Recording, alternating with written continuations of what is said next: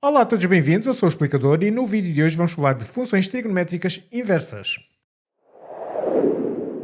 E neste vídeo vamos fazer um estudo muito intuitivo dessas funções, ou seja, tal como nós estivemos a fazer um estudo intuitivo das funções cotangente, secante e cossecante, fica aqui o link, caso estejam interessados em ver, vamos fazer a mesma coisa, a mesma abordagem para estas funções, ou seja, vamos buscar primeiro o gráfico e depois vamos buscar algumas características a partir dos respectivos gráficos. Mas antes de o fazermos, seria talvez interessante definir de facto o conceito de função inversa.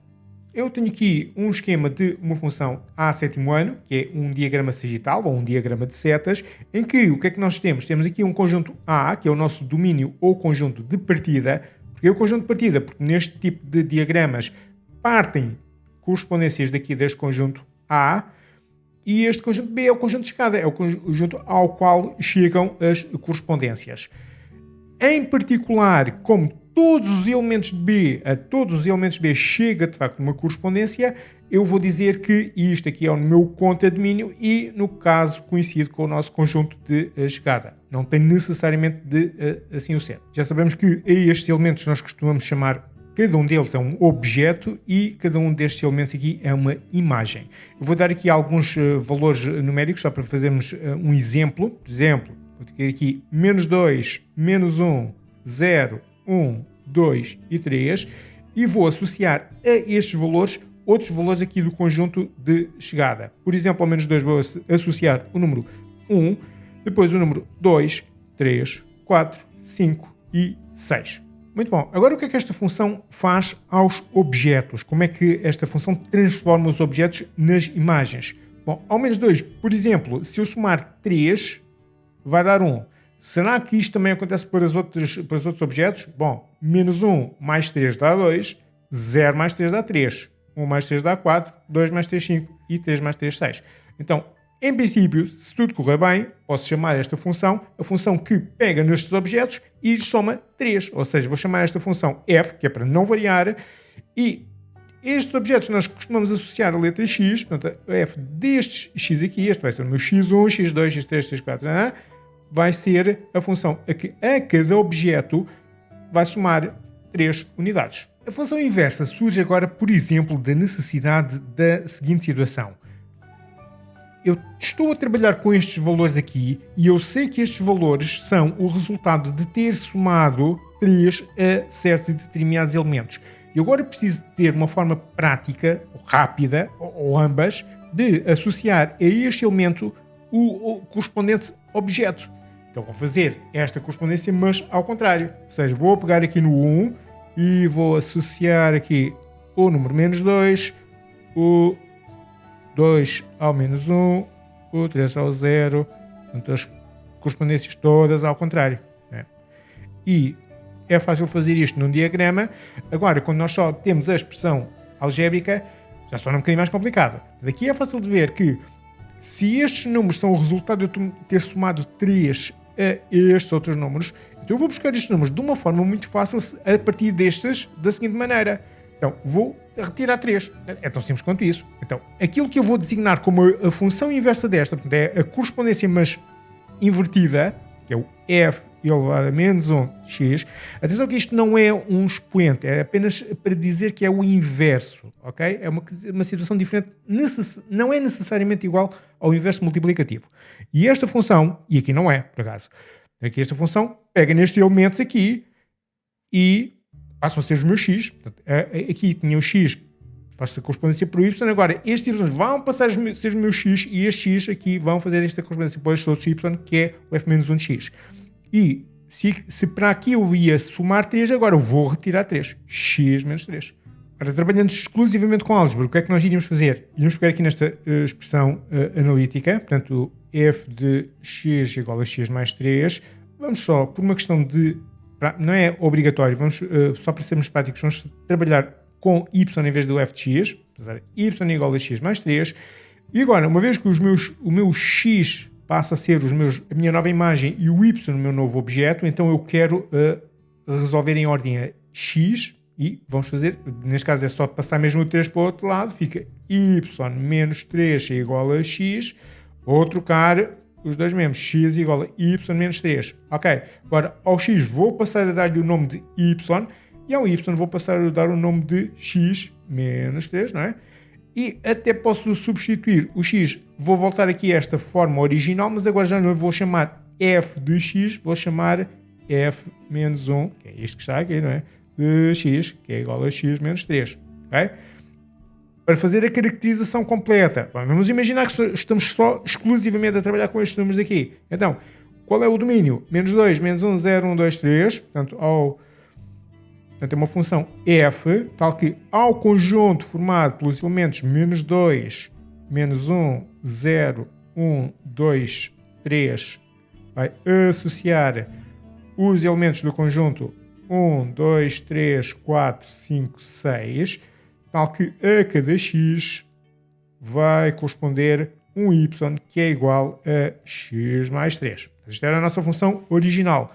Como é que fica agora a caracterização da função inversa? A minha função inversa é f menos 1, portanto vamos fazer aqui f menos 1, em que a estes elementos vamos associar este aqui. Então, isto passa a ser o meu novo domínio. Portanto, o novo domínio é este aqui. Portanto, 1, 2, 3, 4, 5, 6.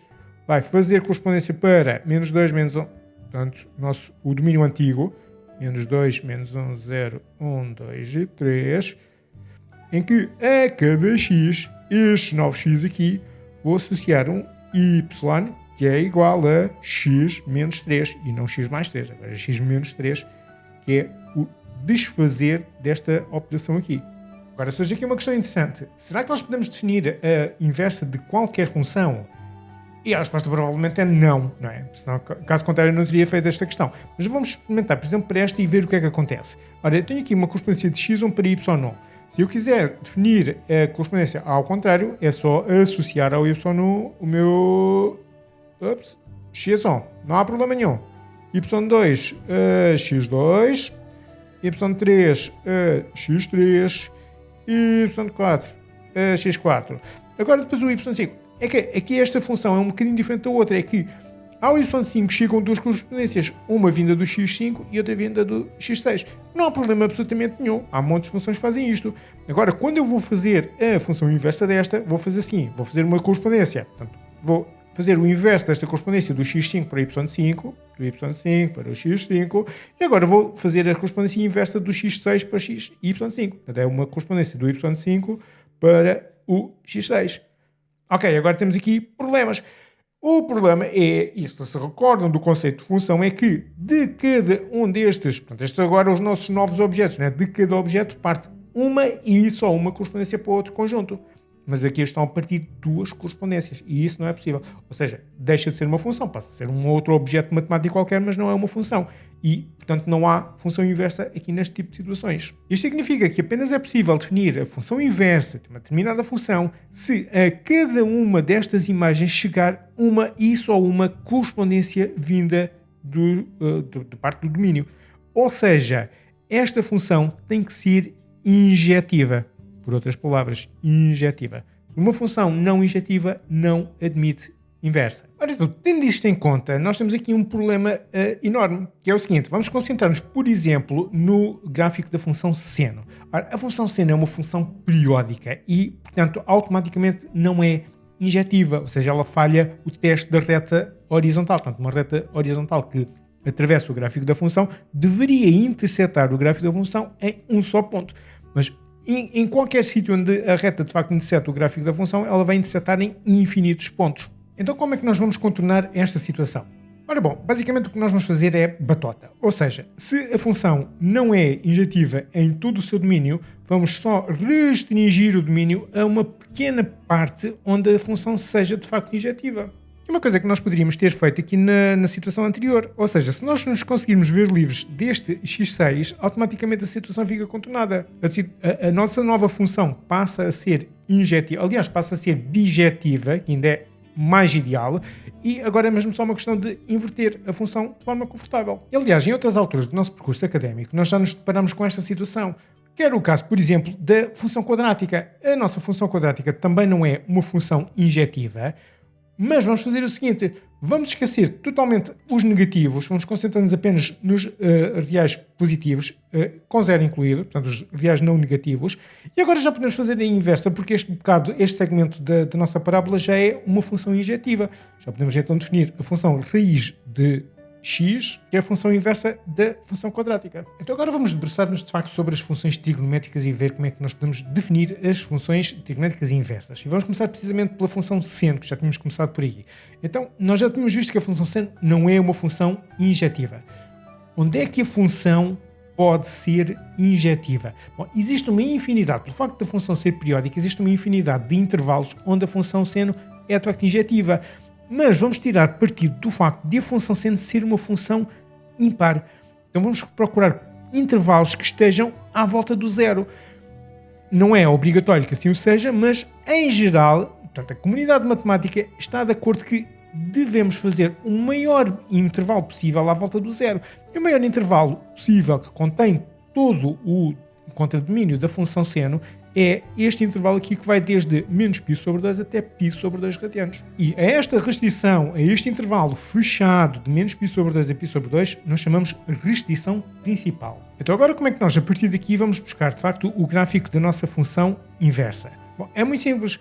Quando nós tínhamos o diagrama de setas, do x saía uma correspondência para o y. Então, quando nós definimos a função inversa, era do y é que passava uma correspondência para o x. E aqui vamos fazer basicamente a mesma coisa. O nosso x passa a ser o y e, portanto, o y passa a ser o x. Só que agora temos aqui um problema. É que o nosso novo eixo do x está a apontar para a esquerda.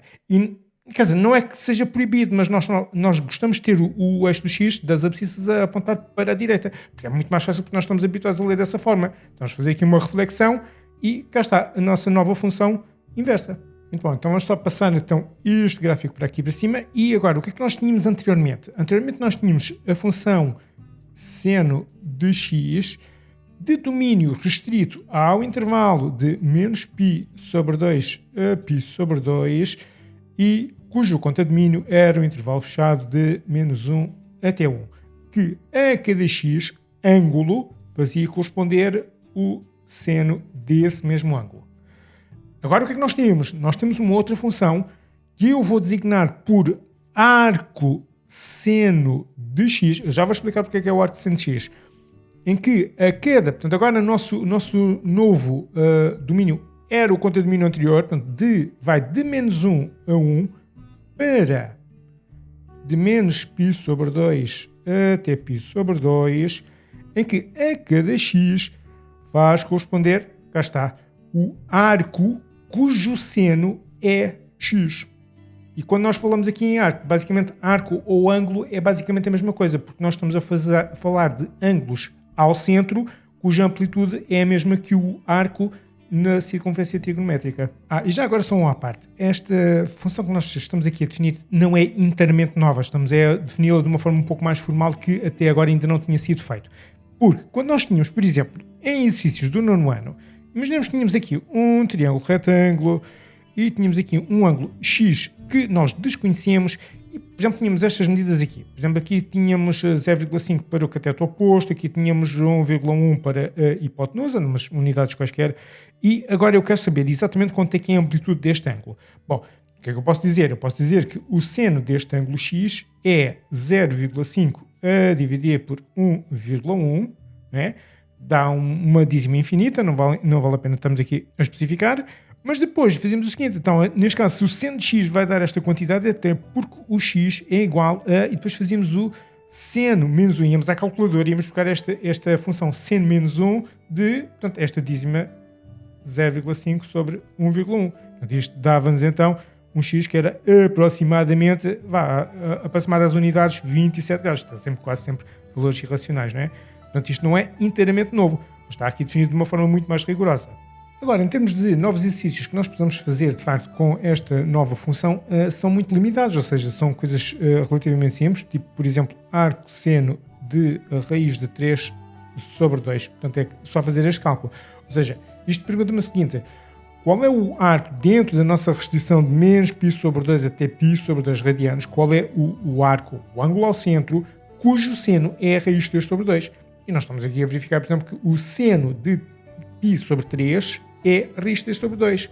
Então, o arco ou o ângulo cujo seno é raiz de 3 sobre 2 é π sobre 3. Isto dá exatamente π sobre 3.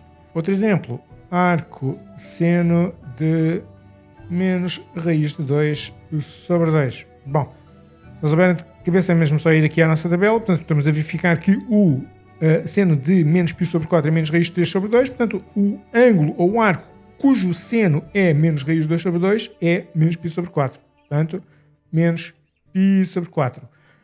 Outro exemplo, arco seno de menos 1, e aqui só há mesmo um ângulo possível, portanto é aqui menos π sobre 2, o seno de menos π sobre 2 é menos 1, portanto o arco cujo seno é menos 1 é o menos π sobre 2. Portanto, menos π sobre 2 radianos. Se me perguntarem qual é o arco seno de 3 meios, por exemplo, a nossa resposta é isto não existe. Não existe porquê? Porque 3 meios não é aceitável, ou seja, não existe nenhum ângulo cujo seno seja 3 meios, porque o seno só existe de menos 1 a 1. Portanto, esta era mesmo basicamente rasteira. Depois podemos arranjar exercícios um pouquinho mais sofisticados, tirando partido de uma propriedade que existe com a composição de uma função e a sua inversa. Ou seja, que f após a sua inversa de uma determinada variável é igual a esta mesma variável, ou então ao contrário, portanto, f menos 1 após f de x também é igual a x, isto dentro dos domínios de existência de cada uma destas funções, portanto isto não é possível para todos os valores de x. Portanto, no caso aqui nós temos aqui estas restrições de menos π sobre 2 a π sobre 2, de menos 1 a 1, portanto e não pode passar muito disto. Portanto, transcrevendo isto em termos de senos e arcossenos, por exemplo, se a minha função f de x for seno de x e a minha função inversa for o arco seno de x, então f após f menos 1 de x é o quê? É isto vai ser a mesma coisa que f de f menos 1 de x, ou seja, onde está o meu x aqui na função f, onde está aqui o meu x, eu vou colocar a sua, portanto, a inversa. Ou seja, isto vai ficar seno de arco seno de x e, portanto, dentro, mais uma vez, do domínio de existência destas coisas todas, isto vai dar x. Ou, por outro lado, se formos aqui a esta, fica f menos 1 de f de x, ou seja, vou aqui à função arco seno, e aqui onde está o x, eu vou introduzir a função f de x, a função seno de x, e isto vai dar arco seno de x, e isto, supostamente, também vai dar x. Isto significa que então já podemos fazer exercícios como, por exemplo, o seno de arco seno de 1/2, por exemplo. E a única preocupação que eu tenho que ter aqui é saber se 1/2 faz parte do domínio da função arcosseno. E de facto faz parte.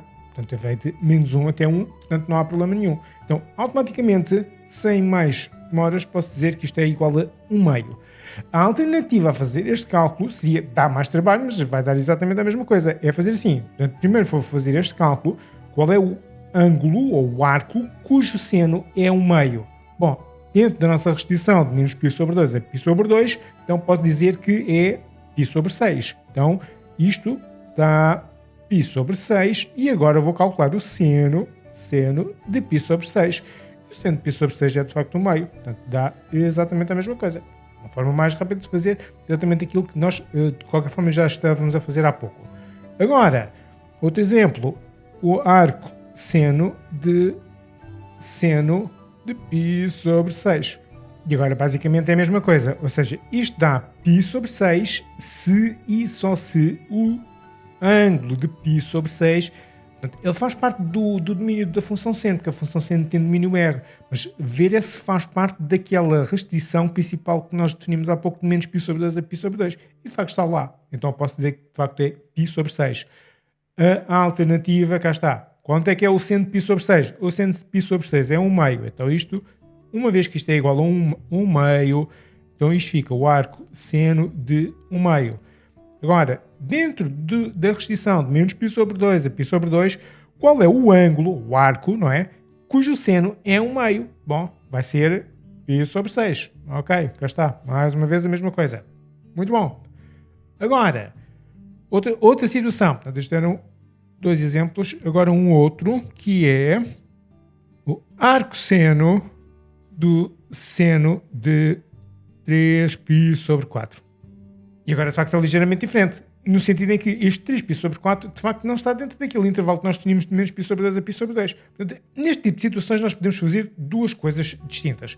Ou, de facto, calculamos tal e qual como este segundo método que nós estávamos a fazer. Portanto, primeiro eu vou calcular o valor do seno de 3π sobre 4. E este valor aqui há de estar alguns entre menos 1 e 1. E, portanto, vou, de qualquer forma, calcular o arcosseno de um valor que está entre menos 1 e 1. Portanto, não há problema nenhum. Seno de 3π sobre 4 é... Portanto, vamos aqui à circunferência trigonométrica. E onde é que nós temos o ângulo de 3π sobre 4? É π sobre 4, 2π sobre 4, 3π sobre 4. Estes 2 ângulos são suplementares. Então, 3π sobre 4 e π sobre 4 têm exatamente o mesmo seno, que é raiz de 2 sobre 2. Então, seno de 3π sobre 4 é raiz de 2 sobre 2, isto fica arco seno de raiz de 2 sobre 2. Agora, dentro do nosso domínio, mais uma vez, menos π sobre 2 a π sobre 2, qual é o ângulo, ou o arco, cujo seno é raiz de 2 sobre 2? Bom, vai ser aqui. Portanto, agora estamos a trabalhar aqui dentro deste domínio, e agora dentro deste domínio de menos π sobre 2 até π sobre 2, um ângulo, o único ângulo cujo seno é π sobre 4 é, cá está, aliás, o único ângulo cujo seno é π raiz de 2 sobre 2 é este π sobre 4 aqui. Portanto, isto vai dar π sobre 4. Já não é exatamente a mesma coisa, ok? A alternativa neste tipo de situações é, vou fazer o seguinte, vou buscar um ângulo cujo seno esteja dentro daquele intervalo de menos π sobre 2 até π sobre 2 e que tem exatamente o mesmo seno. Então, vou substituir, uma vez que já temos aqui este esquema, já posso utilizá-lo. Então, vou substituir o ângulo de 3π sobre 4 pelo ângulo de π sobre 4. Porquê? O ângulo de π sobre 4 está dentro daquele intervalo permitido de menos π sobre 2 a π sobre 2 e tem o mesmo seno que este. Então, isto eu posso dizer que é a mesma coisa que arco seno do seno de π sobre 4. E agora, uma vez que este π sobre 4 está dentro daquela restrição principal, agora já posso dizer que isto é simplesmente π sobre 4 e não tenho problemas absolutamente nenhums. Portanto, os cálculos que são envolvidos aqui nestas funções não são particularmente sofisticados. A importância destas funções é porque nós depois precisamos das derivadas e das primitivas imediatas que resultam dessas derivadas para utilizarem primitivas um pouco mais sofisticadas e cálculo integral e essas coisas boas e equações diferenciais e tudo mais. Agora, é importante conhecer estas funções porque as propriedades das funções podem ajudar-nos a fazer simplificações, substituições e tudo o resto. Então vamos lá a isto. O domínio desta função, a partir aqui do gráfico, de uma forma muito intuitiva, portanto aqui temos aqui bola fechada no ponto menos 1, menos π sobre 2 e 1 π sobre 2. Portanto, vem aqui do menos 1 e vai até 1, portanto, fechado, menos 1 até 1. Quanto a domínio, como é também bola fechada, vai de menos π sobre 2 até π sobre 2. Menos π sobre 2 a π sobre 2 fechada. Muito bom. Continuidade. Esta é uma função inversa de uma função que já é contínua em R e, portanto, é contínua também naquela restrição de menos π sobre 2 a π sobre 2. Portanto, aquela rotação e reflexão não mudam esse estado de continuidade. Portanto, ela é contínua no domínio. Seu domínio de existência. Muito bom. Zeros. Só tem mesmo aqui um zero em x igual a 0. Ok? Monotonia. Também é simples de ver que é estritamente crescente. Ok. Sinal. Sinal é negativa até chegar ao 0, portanto, menos 1 até 0, e depois de 0 até 1 é positiva. Portanto, sinal, vamos começar com o sinal negativo, talvez. Vai em menos 1 fechado a 0 aberto, e é positiva de 0 aberto até 1 fechado. Assíntotas. Esta função não tem assíntotas. Não tem. Temos aqui mínimos e máximos. Vamos começar aqui pelo mínimo. É um mínimo absoluto. Aqui em menos π sobre 2. Mínimo absoluto em menos π sobre 2. Quando o x vale menos 1. Portanto, em x igual a menos 1. e depois tem o máximo, também ele absoluto, de valor π sobre 2, aqui em cima, quando x vale 1, para x é igual a 1. Finalmente, simetrias. À semelhança da função seno, esta função também é simétrica. Portanto, estamos aqui a ver que exibe uma simetria em relação à origem, portanto é ímpar, o que significa que o arco seno de menos x é igual a menos arco seno de x. E isto pode vir a ser importante. Então vamos ver agora o caso da função cosseno. E, tal e qual como no caso da função seno, também esta função tem a necessidade, pelo facto de ser periódica e, portanto, não injetiva, temos necessidade de recorrer a uma restrição. O que acontece é que a restrição principal do seno de menos π sobre 2 a π sobre 2 não funciona no caso do cosseno. Então o que é que se faz neste tipo de situações? Vamos deslocar um bocadinho para o intervalo de 0 até π e aqui a função já vai de 1 até menos 1 e, portanto, aqui neste intervalo ela já é invertível. Agora, tal como já estávamos a fazer para o seno, vamos fazer aqui uma rotação de 90 graus, a reflexão axial e pronto, e já temos então aqui o gráfico da nossa função arco cosseno de x. Então vamos lá caracterizar a nossa nova função. Tínhamos anteriormente a função cosseno de x, que nós tínhamos restringido do intervalo de r para o intervalo de 0 até π, tudo fechado, e vai do intervalo de menos 1 até 1, em que a cada x vai fazer corresponder o cosseno desse mesmo ângulo, x ângulo ou arco. Não é? Agora, neste momento, o que nós temos é a função inversa, o arco cosseno de x, que a cada valor de menos 1 até 1 vai fazer corresponder um ângulo que vai de 0 até π, em que a cada x aqui deste intervalo vai fazer corresponder o arco cujo cosseno é x. Em termos de propriedades operatórias, continuamos a usufruir das mesmas propriedades que nós já usufruímos há pouco da função seno. Isto é, o cosseno do arco cosseno de x é igual a x se o x, portanto, desde que este valor aqui esteja no intervalo de menos 1, porque o arco cosseno de x tem este domínio. Portanto, este x que está aqui tem que estar aqui dentro deste domínio. Portanto, x tem que estar compreendido entre menos 1 e 1, incluindo. Ou, em alternativa, o arco cosseno de x é igual a x se este x estiver aqui dentro desta restrição principal do 0 até π. Portanto, x está entre 0 e π, incluindo. Em termos de exercícios, basicamente é o mesmo tipo de exercícios que nós já estamos a fazer com o senos e arcossenos, não é? Mas agora já podemos misturar um bocadinho as coisas, já podemos usar um bocadinho das duas funções, ou das 4 funções, seno, arcosseno, cosseno e arco-cosseno. Por exemplo, fazer seno de 3 arco-cosseno de 1/2, por exemplo. E agora aqui temos mesmo que calcular manualmente cada uma destas coisas. Qual é o arco cujo cosseno é 1/2? Bom, o cosseno de π sobre 3 é 1/2. Então o arco cujo cosseno é 1/2 é π sobre 3. Isto vai ficar seno de 3, este 3 aqui, vezes, e isto aqui dá π sobre 3, vezes π sobre 3, e agora este 3 corta com este 3, e fica só seno de π, e o seno de π é 0. Né? Outro exemplo, calcular o arco seno de 1 mais o arco cosseno de menos 1/2, por exemplo. Bom, o arco seno de 1 é simples, portanto é π sobre 2, ou seja, o seno de π sobre 2 é 1, portanto o arco cujo seno é 1 é π sobre 2. Mais, agora, o arco cosseno de menos 1/2. Bom, menos 1/2, cossenos de ângulos do segundo quadrante são negativos. Então vamos só aqui fazer aqui uma pequena circunferência trigonométrica. E eu sei, portanto, para 1/2, já tínhamos visto aqui que o arco, o ângulo cujo cosseno é 1/2 é π sobre 3. É π sobre 3. É? O seu suplementar tem o mesmo seno e o cosseno é inverso. Portanto, este cosseno aqui é 1/2 e este cosseno aqui para π menos π sobre 3 vai ser aqui menos 1/2. E acontece que π menos π sobre 3 é a mesma coisa que 2, portanto isto é 3π sobre 3 menos π sobre 3 dá 2π sobre 3. Portanto isto mais 2π sobre 3.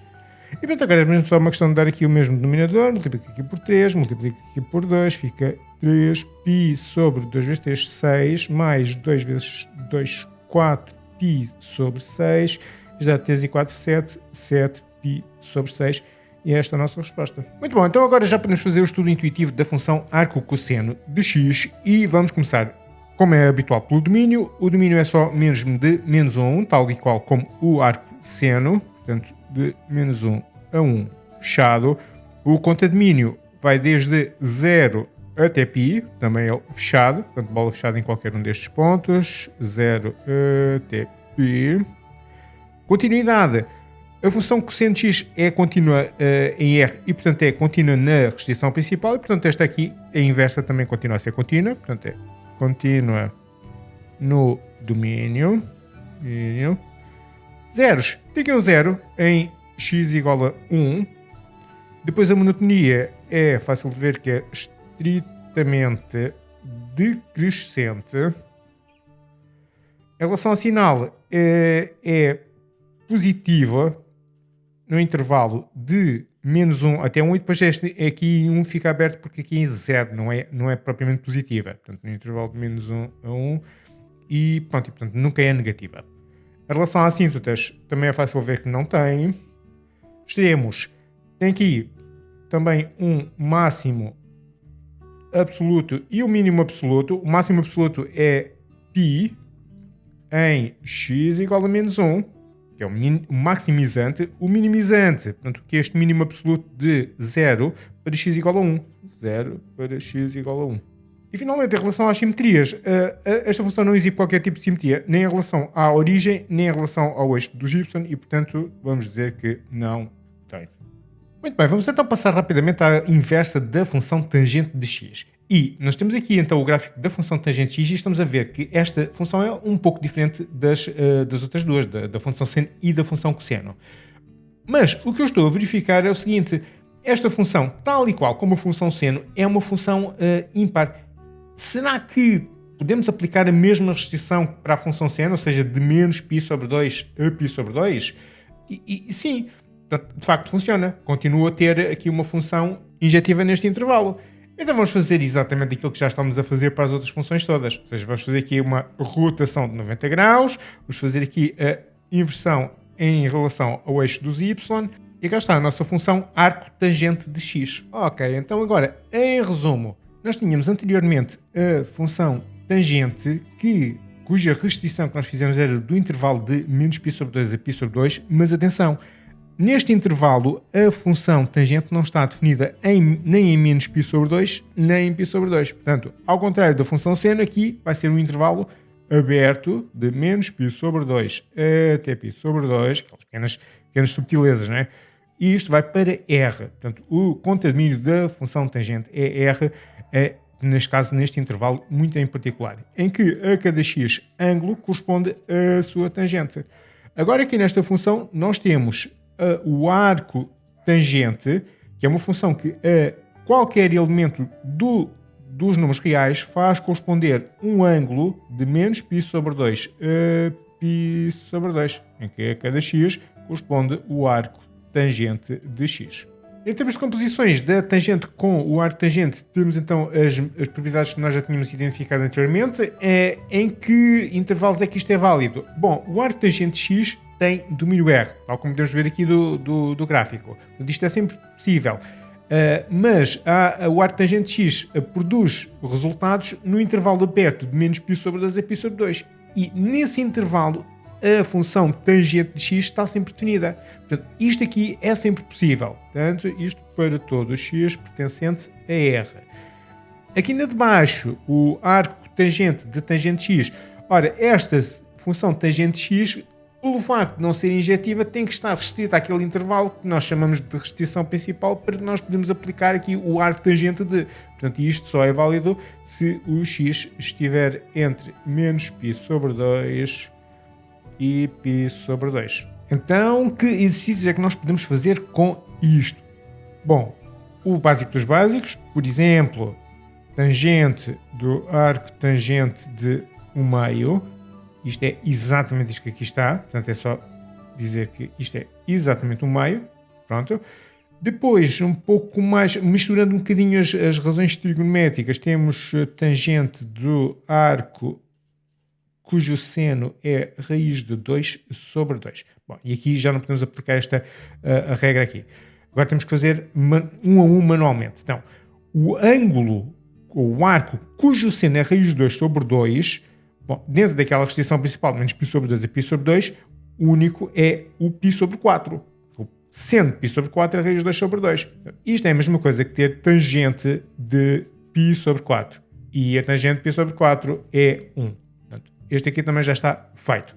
Depois temos um outro que é um pouco mais sofisticado, que é a tangente do arco cosseno de 3/5. E porquê que eu digo que este é um pouco mais sofisticado? Bom, porque ao contrário desta situação aqui, em que eu sei exatamente qual é o ângulo que corresponde a este valor de raiz de 2 sobre 2, eu agora não sei qual é o ângulo, ou o arco, cujo cosseno é 3/5, porque não faz parte daqueles valores engraçados que a gente encontra nas tabelas. Bom, então temos que socorrer-nos de outros mecanismos. Então, neste tipo de situações, sempre que possível, nós vamos fazer o seguinte: vamos fazer aqui um pequeno esquema de um triângulo retângulo, isto é trigonometria e aplica-se a triângulos retângulos, e se eu tiver um triângulo retângulo em que o cosseno é 3/5, uma vez que o cosseno é o cateto adjacente a dividir pela hipotenusa, se eu disser que o ângulo que eu quero estudar é este ângulo aqui, x, então um triângulo, portanto, os comprimentos de lados de um triângulo que satisfaz estas condições poderia ser um cujo cateto adjacente a este ângulo seja 3 e cuja hipotenusa seja 5. Bom, agora, tendo em consideração que este triângulo aqui é retângulo, qual seria o comprimento deste cateto oposto ao ângulo? Bom, aqui podemos aplicar o teorema de Pitágoras. Ou seja, uma vez que isto é a hipotenusa, o quadrado da hipotenusa é igual, vamos chamar isto x, não é? Não, vamos chamar a, que é para não confundir com este x. A ao quadrado mais 3 ao quadrado. Portanto, aqui fica 25 é igual ao quadrado mais 9. 25 menos 9 dá 16. Portanto, a é igual a mais ou menos raiz de 16, mais ou menos raiz de 16, mais ou menos 4, mais ou menos não interessa, portanto a dá 4. Isto vai dar 4. De qualquer forma é um termo pitagórico, 3, 4, 5. E porquê é que isto é interessante? Isto é interessante porque agora eu quero a tangente de um determinado... Isto é um ângulo, não é? É o ângulo cujo cosseno é 3/5, ou o ângulo, ou o arco, não é? A tangente deste ângulo, que é este x aqui, é um tal ângulo cujo cosseno é 3/5. Então, este ângulo aqui, a tangente deste ângulo, há de ser o cateto oposto a dividir pelo cateto adjacente. Então, neste caso, o cateto oposto neste triângulo vale 4 e o cateto adjacente vale 3. Se o triângulo fosse um pouco maior ou menor, acabava por não interessar. Mesmo que os números aqui fossem maiores ou menores, acabaria por dar esta fração irredutível, porque isto é uma razão ou uma proporção. Portanto, não interessa quais são realmente as dimensões do triângulo, o que interessa é as proporções entre cada um dos lados. E, portanto, está feito. Muito bom, vamos então fazer o estudo intuitivo da função tangente de x e, como podemos verificar a partir do gráfico, portanto, isto continua indefinidamente para menos infinito ou para mais infinito e, portanto, o domínio da função tangente é R e o contradomínio é só de menos π sobre 2 a π sobre 2, mas estes dois valores não estão incluídos. Portanto, aberto de menos π sobre 2 até π sobre 2. Em termos de continuidade, a função é contínua no seu domínio, que é R. Portanto, podemos dizer que é contínua em R. Zeros.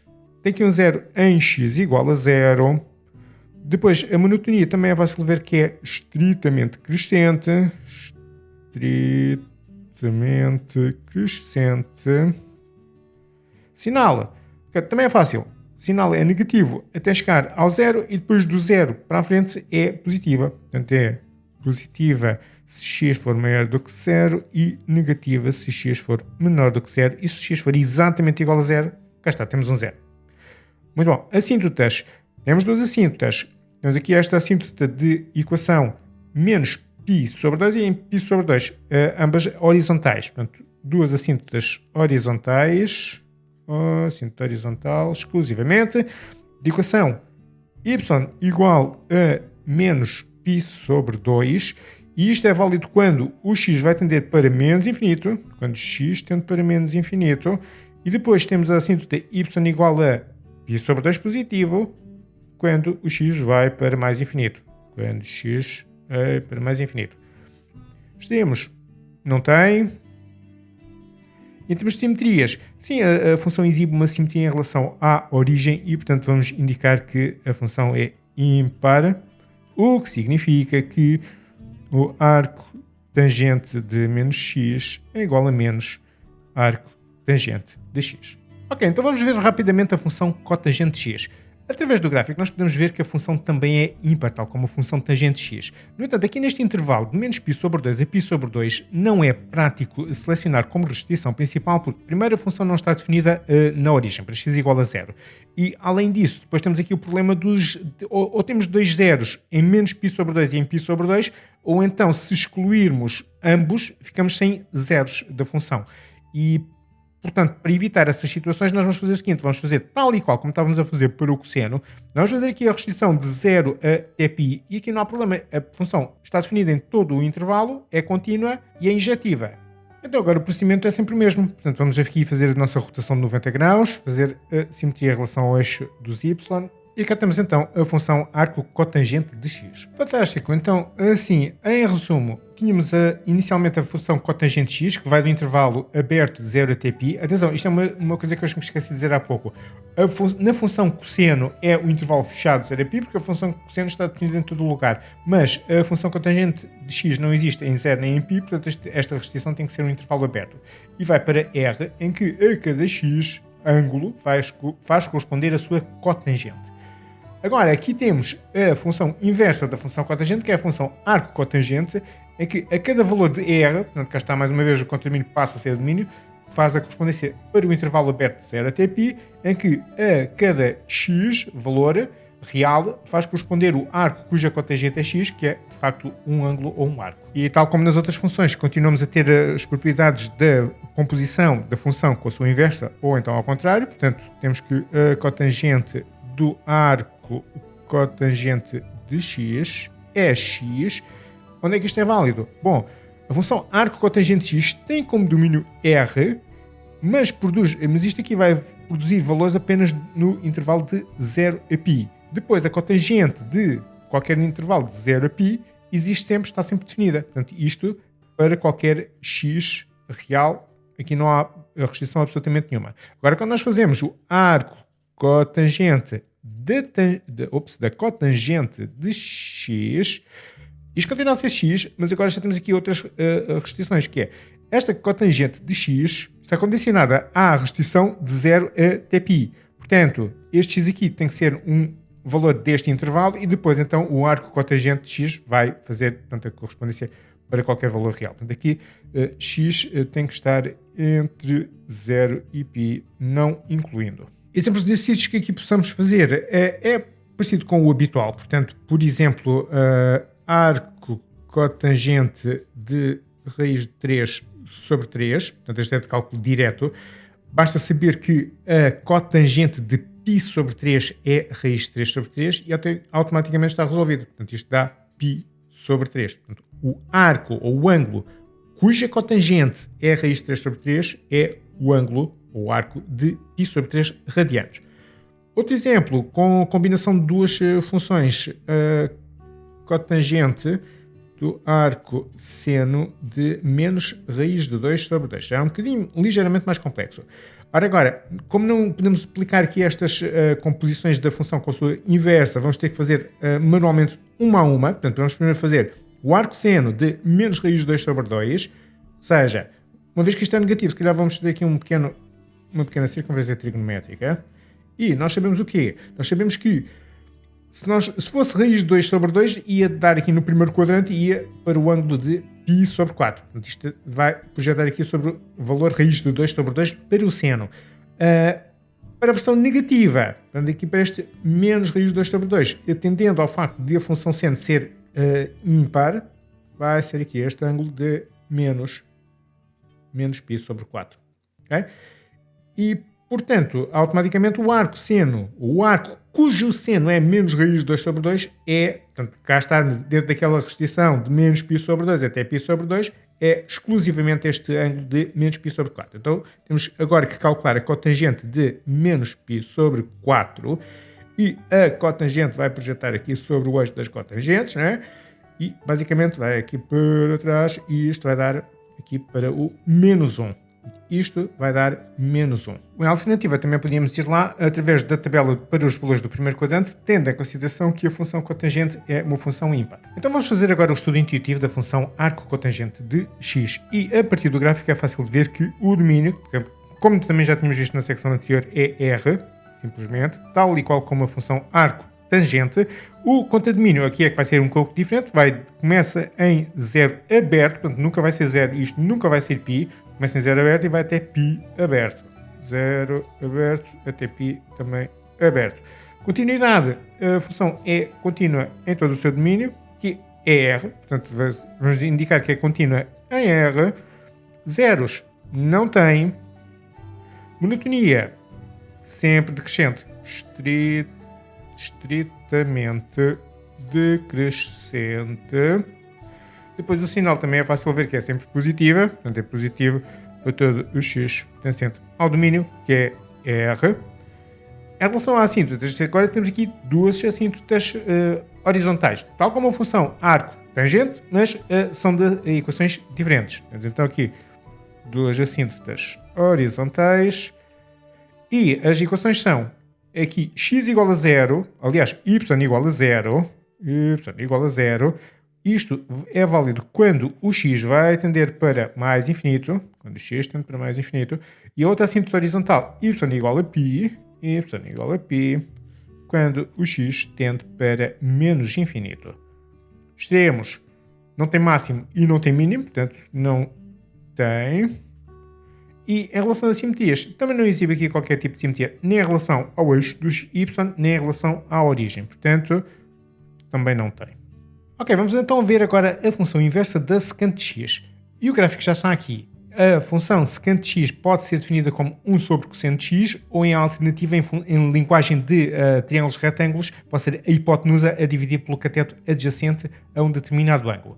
Temos aqui o gráfico e o que é que nós verificamos? Verificamos que não podemos utilizar a restrição de menos π sobre 2 a π sobre 2 porque a função aqui não é injetiva, então vamos utilizar a restrição de 0 até π. Não podemos usar só de 0 a π sobre 2 porque nós estamos então a desprezar esta parte negativa, portanto não estamos a considerar todo o contradomínio da função secante, portanto vamos fazer de 0 a π como já estávamos a fazer anteriormente. O procedimento agora é o habitual. Vamos fazer aqui a nossa rotação de 90 graus, fazer a simetria e cá está então a nossa função arco secante de x. Ora bom, então agora já temos aqui coisas um pouco mais complicadas. Nós tínhamos então originalmente a nossa função secante de x que de acordo com a nossa restrição principal ia de 0 a π, já não contém o π sobre 2, não é que nós tínhamos retirado de facto esse valor, ela já não está definida, não é? E ia para este contradomínio que vai de menos infinito até menos 1 fechado, reunido com de 1 a mais infinito aberto, e aqui cada ângulo faz corresponder a sua secante. Agora, passamos a ter uma função que é o arco secante, que faz... Cá está, mais uma vez, troca o domínio com o contradomínio, vai de menos infinito a menos 1 fechado, reunido com de 1 a mais infinito, e que vai para os números que vão de 0 até π, exceto o π sobre 2. Portanto, é o único que não faz parte deste contradomínio dentro deste intervalo de 0 a π. Em que a cada valor deste intervalo faz corresponder o ângulo, que é o ângulo cuja secante é x. E tal como nas situações anteriores, continuamos a verificar que a secante do arco secante de x continua a ser x, mas agora este x tem que fazer parte deste domínio da função arco secante, ou seja, vamos dizer que se é menor ou igual que menos 1 ou maior ou igual que 1, significa que o módulo x é maior ou igual que 1. E, por outro lado, o arco secante da secante de x ainda é igual a x, desde que o x esteja aqui dentro desta tal restrição principal. Ou seja, o x está entre 0 e π sobre 2, ou então o x está entre π sobre 2 e π. Portanto, inclui o π e o 0, mas não inclui o π sobre 2. Exemplos de exercícios que possamos calcular com a secante. Temos, por exemplo, calcular o arco secante de 2 raiz de 3 sobre 3. E este aqui é direto, porque este é um daqueles valores que faz parte das nossas tabelas expandidas, portanto, que já incluem as funções cotangente, secante e cossecante. E, portanto, é só ir à tabela e verificar que isto é π sobre 6. É o ângulo de π sobre 6, apenas. Em alternativa, também dá para fazer aqui um pequeno triângulo retângulo e tentar verificar, a partir aqui das razões trigonométricas, como é que isso funciona. E isso é exatamente aquilo que nós vamos fazer no exercício que vem a seguir, que é calcular a secante do arco seno de 1/4. Porque agora não podemos aplicar aqui portanto, estas regras aqui da composição da função com a sua inversa, porque aqui são duas funções distintas, mas também não temos nas tabelas aqui este valor para 1/4. Só que nós temos que calcular isto primeiro para depois calcularmos a tabela secante deste ângulo, porque isto aqui vai dar um certo e determinado ângulo. Então o que é que a gente vai fazer? Fazer aqui um pequeno triângulo retângulo, só para nos auxiliar, e isto vai dar um ângulo qualquer ao qual eu vou chamar θ. Eu vou dizer que o ângulo θ em questão, portanto este aqui é um ângulo reto, pode ser este ou este. Eu vou escolher este aqui porque é mais prático para mim. θ, ok. E agora vamos fazer o seguinte. Este é um ângulo cujo seno é 1/4, mas o seno é o resultado de fazer o cateto oposto dividido pela hipotenusa. Então, este θ poderá ser um certo ângulo de um triângulo que tem dimensões, portanto, um cateto oposto a este ângulo 1 e hipotenusa 4. Então agora, em linguagem de catetos e hipotenusas, como é que nós calculamos a secante de um determinado ângulo? Bom, a secante de um determinado ângulo é o inverso multiplicativo do cosseno desse mesmo ângulo, mas o cosseno do ângulo é o cateto adjacente a dividir pela hipotenusa. Nesse caso, o inverso será a hipotenusa a dividir pelo cateto adjacente. E nós não temos aqui a medida do cateto adjacente. Mas como isto é um triângulo retângulo, também não há problema. Vamos fazer aqui um teorema de Pitágoras. Então fica 4 ao quadrado, vamos chamar aqui este lado x, x ao quadrado mais 1 ao quadrado, isto é 16, isto dá 1, passa para o outro lado, fica 15, igual a x ao quadrado. Significa que x é igual a mais ou menos raiz de 15, mas não faz sentido a parte negativa, porque isto é o comprimento de um lado. Então, muito bem, este x mede raiz de 15. Então, neste caso, a secante deste ângulo, reparem que eu não tive que calcular o arco seno, nem sequer tenho que calcular exatamente o valor do ângulo. Eu só tenho que ir calcular a tangente, aliás, a secante deste ângulo, com base nas medidas que nós temos aqui. Vai ser a hipotenusa, vai ser 4, e isto vai ser 4, a dividir por raiz de 15. Racionalizando, multiplicamos em cima e em baixo por raiz de 15, fica 4 raiz de 15 sobre 15. Okay? Muito bom, vamos então fazer o estudo intuitivo da função arco secante de x. E, como já tínhamos visto há pouco, temos aqui este domínio que começava em menos infinito e até menos 1, e depois salta de 1 para mais infinito, incluindo menos 1 e o 1. Portanto, menos aberto de menos infinito até menos 1 fechado, definido com de 1 a mais infinito. O contradomínio começa em 0 e vai até π, mas depois não inclui este π sobre 2. Portanto, de 0 até π fechado, exceto o π sobre 2. Depois, em relação à continuidade, a função não está definida aqui, mas onde está definida, ela é de facto contínua, porque é uma função inversa de uma função que já de si era contínua no seu domínio, que era a função secante de x. Portanto, contínua no seu domínio. Zeros. Tem aqui um zero em x igual a 1.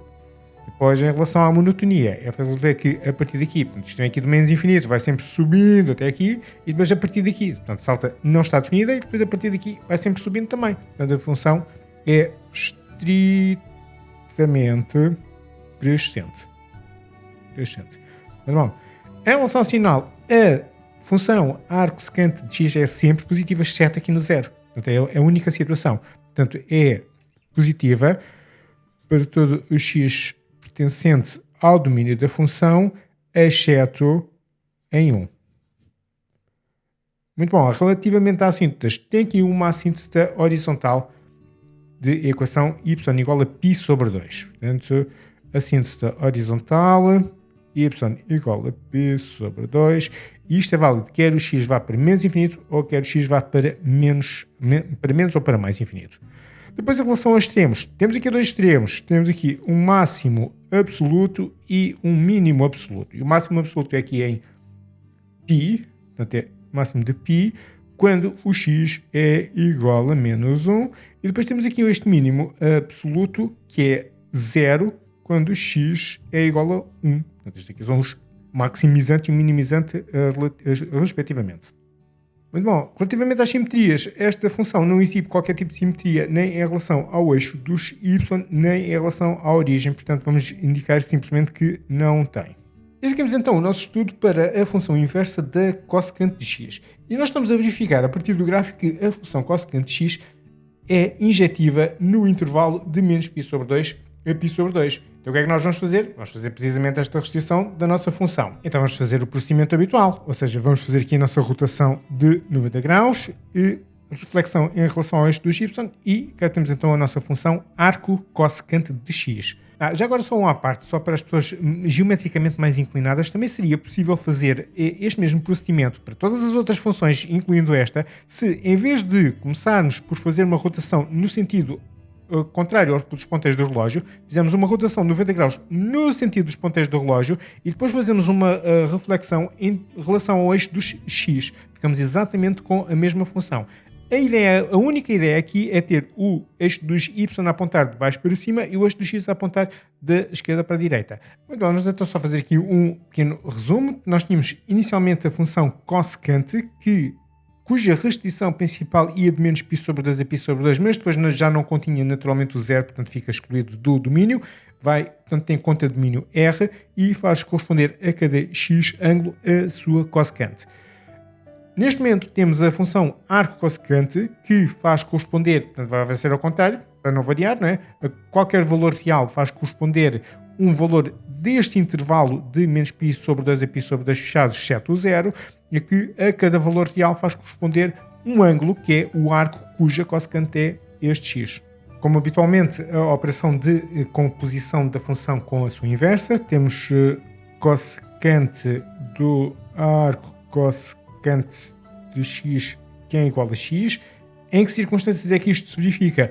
O arco cossecante de x tem domínio R e, portanto, qualquer x que eu coloque aqui depois vai dar valores que estão aqui dentro deste intervalo e, portanto, não há problema nenhum porque existe sempre a cossecante destes valores aqui dentro deste intervalo. Portanto, aqui x pode pertencer a qualquer valor real. Depois fizemos ao contrário o arco cossecante da cossecante de x. Isto continua a ser igual a x, mas agora o x tem que estar aqui dentro deste intervalo. Portanto, vou só por aqui, x pertence ao intervalo fechado de menos π sobre 2 a π sobre 2, exceto o zero. Em termos de exercícios, podemos, por exemplo, calcular o arco cossecante de menos 2. E, a partir das tabelas, nós sabemos que a cossecante de π sobre 6 é 2. Será que nós podemos partir do princípio que para menos 2 é menos π sobre 6? Bom, a resposta é sim, porque esta função aqui é uma função, como nós podemos ver, ímpar, e nós já vamos ver isso quando nós fizemos mais à frente o estudo da função. E, portanto, nós podemos dizer que isto é simplesmente o simétrico do arco cuja cossecante é 2. Ora, o ângulo cuja cossecante é 2, a partir da tabela é π sobre 6, e portanto isto dá simplesmente menos π sobre 6. Alternativamente, nós podemos também fazer raciocínio em termos de circunferência trigonométrica, ou seja, aqui um esboço de uma circunferência, aqui um eixo do y e do x, e agora mais ou menos para aqui o ângulo de π sobre 6, não é? E o que nós temos é o seguinte: geometricamente, a cossecante é o inverso multiplicativo do seno. Então, como é que nós vamos buscar aqui, como é que vamos fazer projeção sobre os eixos? Vamos buscar aqui uma normal a este ângulo e o valor com que nós vamos projetar aqui em cima do eixo dos y é a nossa cossecante. Portanto, isto é a cossecante de π sobre 6, que já sabemos que é 2, não é? Portanto, este vai dar 2. Agora, se nós fizermos menos π sobre 6, e isto é menos π sobre 6, e efetuarmos também aqui, portanto, fizemos aqui uma normal, será que projeta aqui no valor menos 2? Bom, em termos de simetria, tudo nos leva a crer que sim, portanto, é razoável supor que seja de facto menos 2. Portanto, é uma forma alternativa de lá chegar. Outro exercício consiste em calcular a cossecante do arco cujo cosseno é 3 quartos. E 3 quartos é um daqueles valores que não faz parte da nossa tabela. Portanto, nós não sabemos exatamente que ângulo. Nós sabemos que isto é um ângulo, é o arco cujo cosseno é, este é um θ. Nós queremos saber a cossecante deste θ. Só que nós não sabemos quanto é que é isto. Então vamos mais uma vez, tal como já fizemos anteriormente, socorrer-nos aqui de um triângulo retângulo e vamos fazer aqui algumas suposições. Portanto, se eu tiver um triângulo com hipotenusa 4 e cateto adjacente, por exemplo, a este ângulo aqui, vai ser o meu θ, este é o ângulo reto. Podia ser este aqui, não há problema nenhum. Em relação a este θ, este cateto é o cateto adjacente e, por exemplo, poderia valer 3. Então, se eu tiver isto, o cosseno deste ângulo é 3 quartos. O que é a cossecante? Bom, a cossecante de um determinado ângulo θ é o inverso multiplicativo do seno desse mesmo ângulo. Mas o seno de um ângulo é, portanto, isto vai ser 1 a dividir pelo cateto oposto sobre a hipotenusa. E agora, simplificando esta fração, fica simplesmente, portanto, o inverso desta fração é assim, só trocar o numerador com o denominador. Fica a hipotenusa a dividir pelo cateto oposto. E agora eu só tenho que saber, já tenho aqui uma hipotenusa 4, só tenho que saber, se eu tiver esta hipotenusa 4 e este cateto adjacente 3, então quanto é que vale este cateto oposto? Bom, vale x. Vou fazer aqui à parte um triângulo, um teorema de Pitágoras. Então, 4 ao quadrado é igual a x ao quadrado mais 3 ao quadrado. Ou seja, 16 é x ao quadrado mais 9. Vai passar para aqui, fica 16 menos 9, que dá 7, igual a x ao quadrado. E, portanto, o nosso x é mais ou menos raiz de 7, só que não é menos, porque isto é o comprimento de um lado. Então, o nosso x vale raiz de 7. Nesse caso, a nossa cossecante deste ângulo θ aqui, cujo cosseno, que é um arco cujo cosseno é 3 quartos, vai ser então esta hipotenusa raiz. Aliás, peço desculpa, nossa hipotenusa é 4 e o nosso cateto oposto agora sim é que é raiz de 7. Agora é só mesmo uma questão de racionalizar. 4 raiz de 7 sobre raiz de 7 raiz de 7, ou seja, 4 raiz de 7 sobre 7 e está feito. Fantástico! Vamos então ao estudo intuitivo da função. Ora, já tínhamos visto o domínio e o contradomínio, mas mais uma vez a partir do gráfico é fácil ver. Vai de menos infinito até menos 1, incluindo o menos 1. Depois começa em 1, incluindo também, e vai até mais infinito. Portanto, menos infinito a menos 1 fechado, unido com fechado de 1 até mais infinito. O nosso contradomínio ia de menos π sobre 2 a π sobre 2, mas depois não inclui aqui esta assíntota horizontal, que é o 0. Portanto, vai de menos π sobre 2 até π sobre 2, mas depois excetua o 0. Em relação à continuidade, para não variar, esta função é contínua no seu domínio, porque a função cossecante x também era contínua no seu domínio. Contínua no domínio. Zeros. Esta função não tem zeros. Não tem. Em relação à monotonia, esta função é decrescente. Vem aqui do menos infinito, vai decrescer até menos 1. Depois há aqui um intervalo em a função não está definida e depois retoma aqui no 1 e depois vai decrescer até, portanto, valores cada vez mais próximos de zero, sendo que ela vai chegar. E, portanto, no seu domínio é sempre decrescente. Estritamente decrescente. Sinal. Muito bom, o sinal também é relativamente fácil.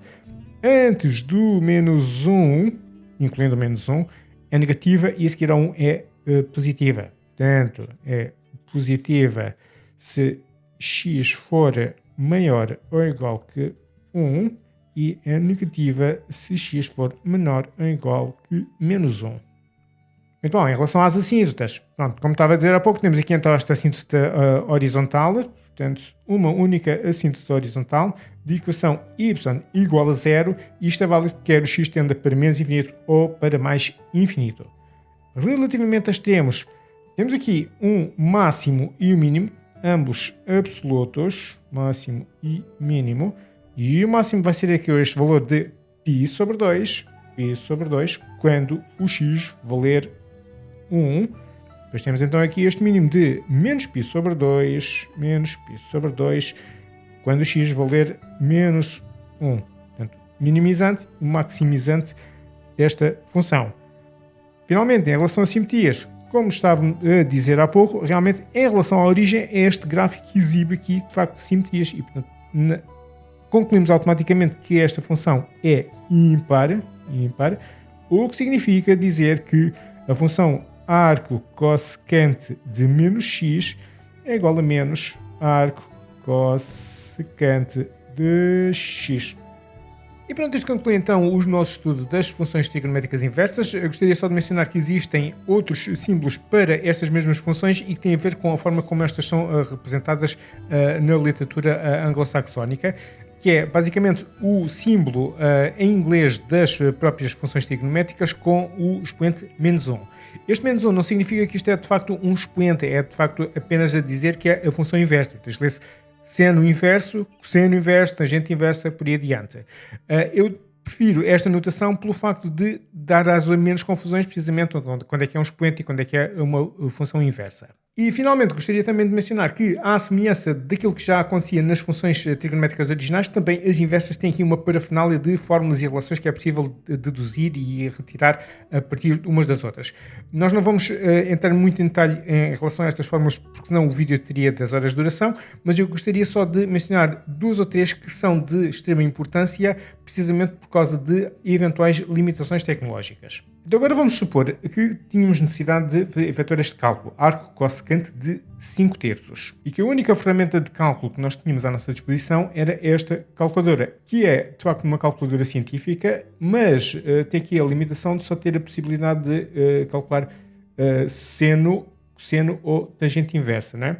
E portanto, para calcular arco cossecante ou cossecante inversa, isso já não vai ser possível com uma máquina destas. Ora, nós teríamos a possibilidade de contornar essa situação se conseguíssemos relacionar o arco cossecante com uma daquelas razões trigonométricas inversas que nós vimos há pouco. Então vamos lá ver se nós conseguimos fazer isso.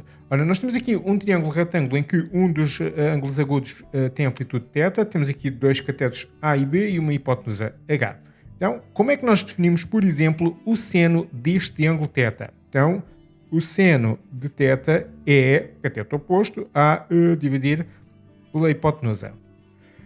Como é que nós definimos a cossecante deste mesmo ângulo? A cossecante de θ vai ser, uma vez que é o inverso multiplicativo do seno, é só fazer a hipotenusa a dividir pelo cateto oposto. Né? Portanto, hipotenusa sobre o cateto oposto. O que significa que, neste caso, se o seno de θ é igual a esta quantidade, então automaticamente, se eu colocar aqui um arco seno deste lado e um arco seno deste, fica-me arco seno do seno de θ é a θ, dentro das limitações, mas neste caso para ângulos agudos isso funciona sempre, não é? E isto é igual a arco seno de A sobre H. E aqui vamos fazer a mesma coisa, mas com o arco cossecante. Arco cossecante deste lado, arco cossecante deste, e ficamos com arco cossecante da cossecante θ é a θ, igual a arco cossecante de H sobre A. Muito bom. Agora, este θ é sempre o mesmo, é este ângulo aqui, é sempre o mesmo ângulo. Portanto, se este ângulo é igual a este, então esta quantidade é igual a esta, porque θ é igual a isto e θ é igual a isto. Portanto, daqui sai automaticamente que, por exemplo, vamos começar com aqui, arco cossecante de H sobre A é igual a arco seno de A sobre H. Muito bom. Só fazer aqui uma pequena mudança de variáveis, que é uma coisa que nós costumamos fazer bastante em matemática. Vamos chamar esta quantidade H sobre A, chamar-lhe X. Então, nesse caso, o que é este A sobre H que está aqui? Há de ser 1 sobre X, é o inverso de H sobre A. Isto vai ser 1 sobre X. Então vamos reescrever precisamente dessa forma. Arco cossecante de X é igual a arco seno de 1 sobre X. E agora sim, agora já temos aqui uma relação que nos permite calcular o arco cossecante de 5/3 a partir do arco seno, que a nossa calculadora já consegue calcular.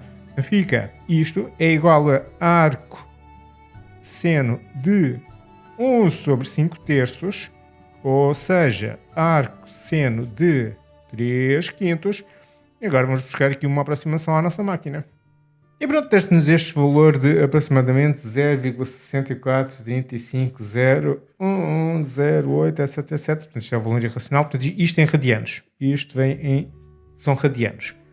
E em caso de dúvida, podemos sempre confirmar que esta solução está correta, recorrendo a uma ferramenta de cálculo mais sofisticada. Portanto, é exatamente a mesma coisa, o que significa que realmente esta relação funciona. E ficam aqui também estas duas adicionais que permitem resolver exatamente o mesmo problema de termos calculadores que não permitem trabalhar nem com arcos secantes nem com arcos cotangentes. Prontíssimo, e com isto chegamos então ao final do nosso vídeo. Já sabem que se tiverem alguma dúvida ou alguma sugestão, podem sempre deixar nos comentários e assim que puder eu respondo.